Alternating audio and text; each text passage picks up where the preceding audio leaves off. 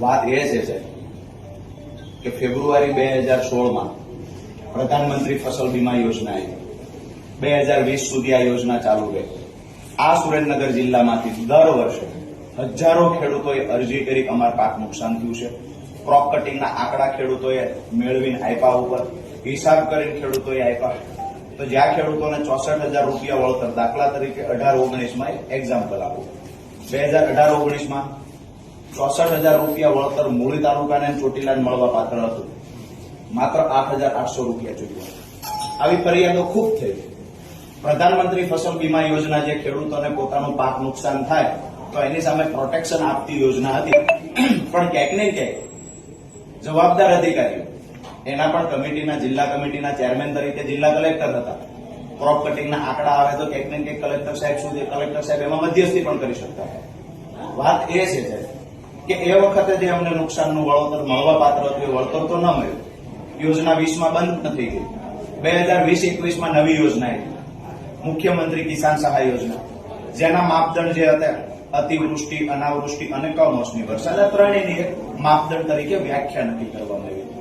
જે અનુસંધાને આ ચાલુ વર્ષમાં છે, મૂળી તાલુકો હોય, ચોટીલા હોય, સાયલા હોય, થાનગઢ હોય, ધાંગધ્રા હોય, એમાં પણ એવું કહેવામાં આવ્યું હતું કે એક વરસાદ પડ્યા પછી, એટલે કે ચોમાસું ચાલુ થયા પછી ઓગસ્ટ મહિનાના અંત સુધીમાં જો સતત 28 દિવસ એટલે કે 4 અઠવાડિયા સતત વરસાદ નહીં પડે તો એવા તાલુકાને અસરગ્રસ્ત ગણી અને પ્રતિ હેક્ટર 33% થી 60% નુકસાન હોય તો 20,000, 60% થી વધારે હોય તો 25,000 4 હેક્ટરની મર્યાદામાં ચૂકવશું, આવું મુખ્યમંત્રી કિસાન સહાય યોજનામાં ઉલ્લેખ છે।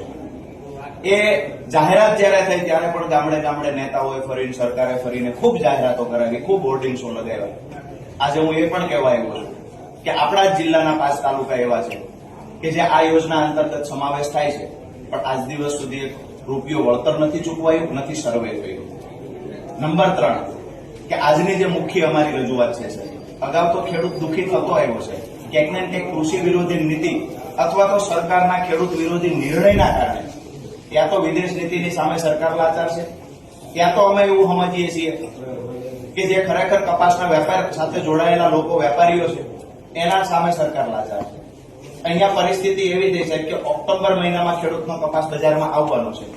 આ ચાલુ વર્ષે ઉત્પાદન ખૂબ ઘટ્યું છે સાહેબ ખેડૂતોનું। શરૂઆતમાં અતિશય વરસાદ પડ્યો, પછી વરસાદ સતત ન આવ્યો 35-40 દિવસ, હવે વરસાદ ચાલુ છે।